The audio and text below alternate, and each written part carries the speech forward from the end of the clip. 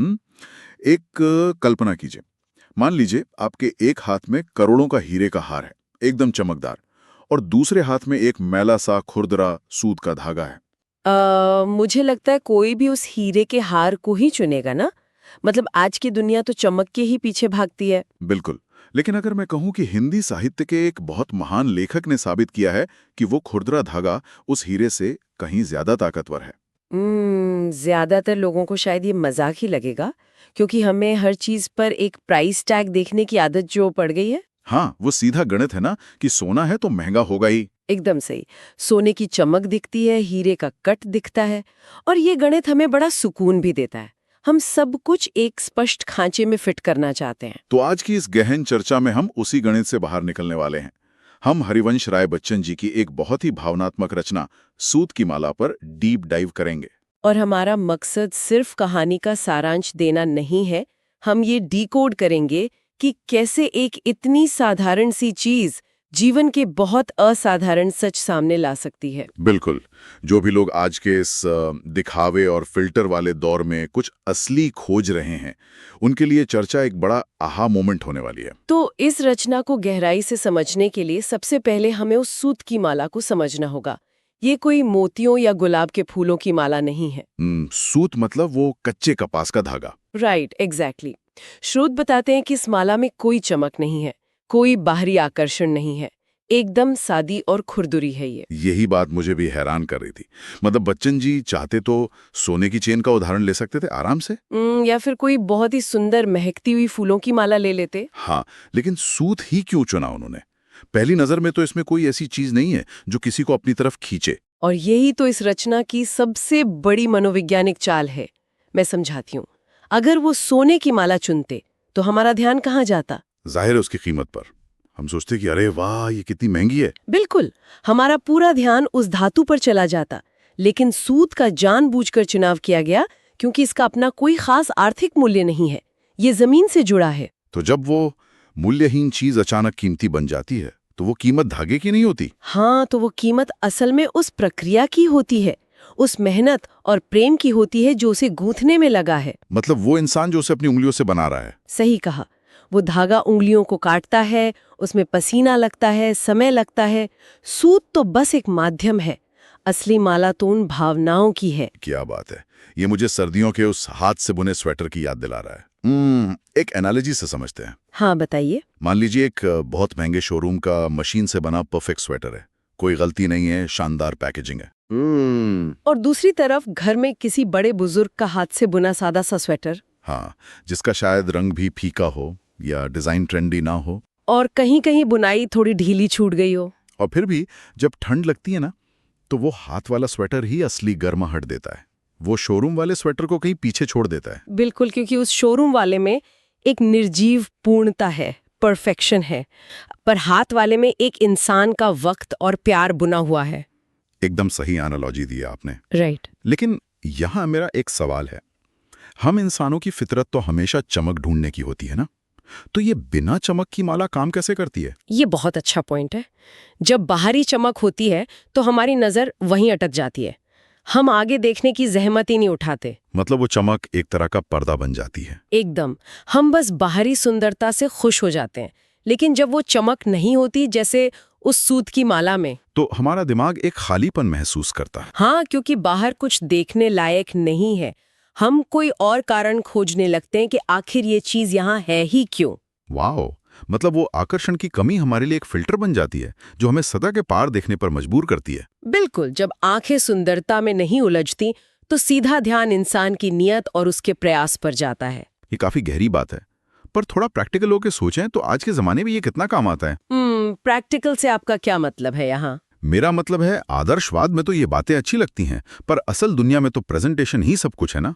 ये तो आज के समाज की सबसे बड़ी सच्चाई है। सोशल मीडिया को ही देख लीजिए। लोग इंस्टाग्राम पर फोटो के लिए फर्जी प्राइवेट जेट्स के सेट तक किराए पर लेते हैं। हाँ, दिखावेगा तो पूरा बाजार है आज। तो ऐसे शोर शराबे वाले दौर में जहां हर कोई अटेंशन मांग रहा है, लोग किसी की मेहनत या नियत देखने के लिए रुकेंगे ही क्यों? ये बहुत ही जायज सवाल उठाया आपने। आधुनिक समाज में प्रेजेंटेशन शुरुआत में ध्यान खींचने के लिए काम तो आता है। तो फिर ये सादगी तो पीछे ही छूट गई ना। शॉर्ट टर्म में तो दिखावा जीत गया। शॉर्ट टर्म में हाँ, लेकिन हमें शॉर्ट टर्म और लॉन्ग टर्म प्रभाव के बीच का अंतर समझना होगा गहराई से। वो कैसे काम करता है? देखिए, बाहरी दिखावा बहुत क्षणिक होता है। आज कोई नई चीज आई, कल उससे बेहतर और चमकदार चीज आएगी तो पुरानी की वैल्यू खत्म। एग्जैक्टली दिखावे की उम्र छोटी होती है क्योंकि वो हमेशा एक रेस में होता है। लेकिन जो चीज टिकती है, जो सच में स्थायी प्रभाव छोड़ती है, वो इंसान के कर्म और उसकी नीयत है। इसको ऐसे समझ सकते हैं कि आप एक बहुत ही एस्थेटिक कैफे में गए, लाइटिंग एकदम परफेक्ट, प्लेटिंग भी शानदार। हाँ, जहां आप बस लगातार फोटो ही खींच रहे हैं। बिल्कुल, लेकिन जब आपने पहला बाइट लिया तो स्वाद एकदम प्लास्टिक जैसा, अंदर से कोई खुशी नहीं मिली आपको। और इसकी जगह अगर किसी पुरानी दाग लगी डायरी के फटे पन्ने से दादी की रेसिपी बनाई जाए, हाँ, जिसका कोई प्रेजेंटेशन नहीं है, पर जब वो खाना बनता है तो स्वाद दिमाग हिला देता है, आप बार बार वहीं लौटते हैं। तो चमक से आप किसी को दरवाजे तक ला सकते हैं, उसे पहला बाइट लेने पर मजबूर कर सकते हैं। लेकिन अंदर रोकने के लिए कुछ ठोस चाहिए होता है। यही बात सूत की माला सिखाती है।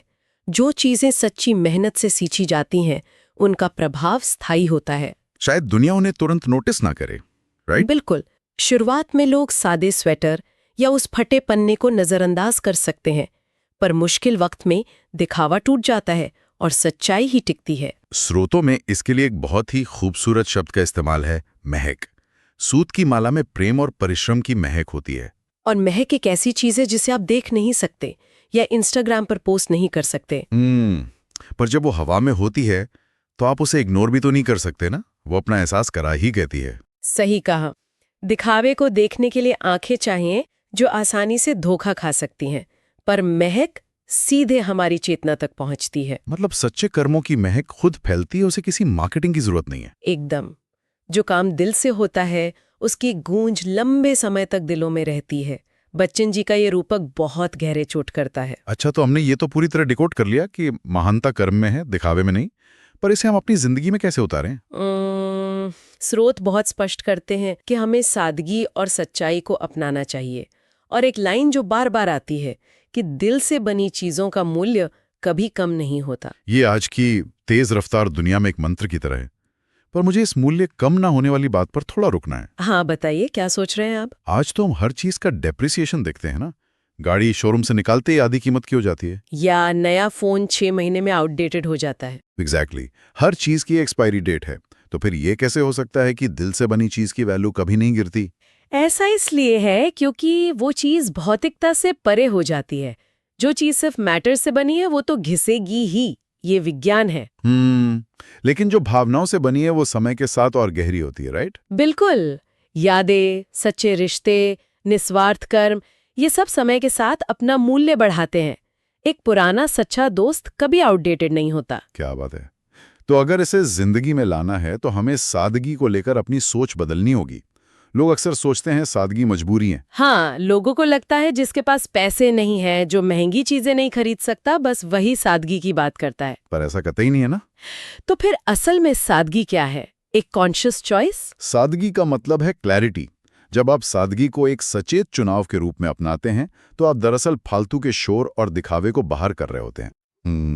मतलब अपनी ऊर्जा, समय और पैसा उन चीजों से बचा रहे हैं जो सिर्फ दुनिया को इम्प्रेस करने के लिए हैं। एग्जैक्टली। और उस बची हुई ऊर्जा से आप अपना वो मजबूत सूत गूंथ सकते हैं जो आपको अंदर से खुशी दे। आज की इंफॉर्मेशन ओवरलोड वाले जमाने में तो ये और भी जरूरी हो गया है। रोज विज्ञापनों से बताया जाता है कि हमारी सफलता कैसी दिखनी चाहिए। तो ऐसे में बच्चन जी का ये संदेश एक फिल्टर की तरह काम करता है। एक ऐसा फिल्टर जो हमें ये पहचानने में मदद करे कि कौन सच में दोस्त है और कौन सिर्फ अच्छे वक्त में पार्टी करना चाहता है। बिल्कुल।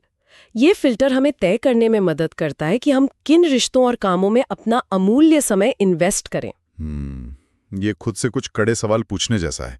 क्या कोई रिश्ता सिर्फ समाज में कपल गोल्स दिखाने के लिए है या उसमें सच में प्रेम है? या फिर अपने काम में ही देख लीजिए, क्या कोई काम सिर्फ बॉस की वाहवाही के लिए हो रहा है या पूरी निष्ठा से हो रहा है? और जब कोई सादगी चुनता है तो वो दिखावे का भारी बोझ उतार देता है। उसे हर समय किसी को इम्प्रेस नहीं करना होता। यही सच्ची स्वतंत्रता है। वो सूत की माला उसी मानसिक और भावनात्मक आजादी का प्रतीक है। तो आज की इस पूरी गहन चर्चा को अगर समेटें तो बात साफ है, सूत की माला कोई मामूली कहानी नहीं है। ये एक पैमाना है जिससे हम अपनी प्राथमिकताओं को माप सकते हैं। बिल्कुल।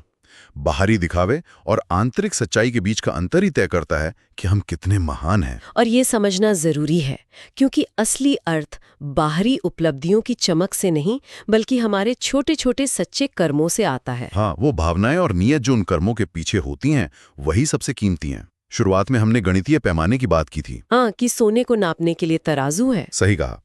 पर शायद जीवन की अनमोल चीजों का कोई भौतिक पैमाना नहीं होता। उनकी कीमत पसीने और प्रेम में होती है। बिल्कुल। तो इस चर्चा को खत्म करते हुए एक विचार है जो इस पूरी बातचीत से निकलता है। एक ऐसा सवाल जिस पर हम सबको सोचना चाहिए।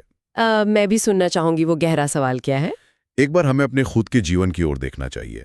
क्या हम अपनी जिंदगी को उन चमकदार दिखावों से गूंथ रहे हैं जो कल अपनी चमक खो देंगे? या फिर या फिर हम अपने